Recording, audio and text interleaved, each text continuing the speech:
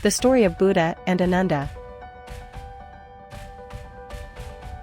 Ananda's actual relationship to Gautama was his cousin brother. When Gautama started initiating people into monkhood, Ananda came and said, "I will also become a monk. But if I become your disciple, I am going to put one condition and you must listen, because I am your elder brother. I am going to become your disciple, but I am always going to be with you. You will never send me on any errands. I am always going to be your shadow."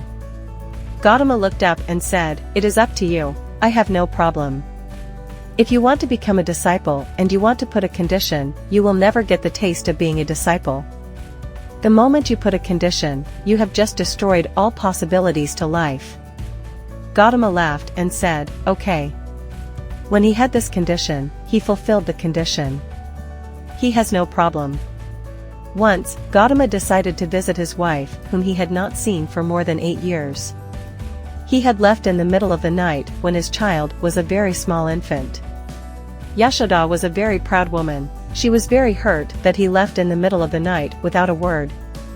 He left the kingdom, his son, his wife, and walked away without saying anything. 8 years later, he went to see her because he wanted this possibility that he had experienced to become possible for her. Gautama said to Ananda, "Now, I am going to meet my wife. Please stay away, you are not needed. She is already very offended and angry that I left in the middle of the night. Now if I take you as a companion and go there to meet my wife, she won't take it properly. You please stay here for this." Ananda said, "Keep your word." It was a very uncomfortable situation. Gautama is not the type to break his word. He said all right, and he took Ananda along to meet his wife. She was furious, she threw tantrums, she yelled at him, she called him a coward. He listened quietly. Then he told her, "That man who married you is no more, that man is gone. But I am here, now I am Buddha, I am a realized being.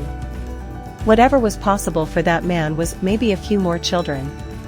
But now something tremendous is possible. This man is totally different. Please look at me, I am not the same person." She said, "Nothing doing, you are my husband." These are all conditions on relationships like Ananda's. You are a coward, and you left this little son. He does not even know who his father is. You ran away. She had many things to say. She said everything that she wanted to say. Gautama said, "That is fine." Then Yashoda played the usual trick. She said, "What is it that you are going to give your son?" She brought her son and said, "Ask your father what he is going to give you." Gautama had come prepared. He called Ananda and said, "Please bring my begging bowl." He brought the begging bowl. He called his son and said, "I do not want you to suffer as a king, so I am giving you the ultimate freedom. My legacy is my begging bowl."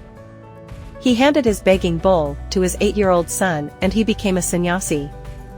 Ananda destroyed his possibility by just one condition. He missed it all. When Gautama was on his deathbed, only the enlightened disciples went inside. All the others were left outside. Ananda cried and said, "I was so close to him, but I am left out of his circle. Why? Why did it not happen to me?" When people asked the same question to Gautama, he said, "How can a spoon taste the soup? If you want to taste the soup, you need that awareness of the tongue. The moment you set conditions in life, you become inanimate. You get reduced to a thing and you try to reduce the other thing. But that other thing is away from you." That was the unfortunate thing with Ananda.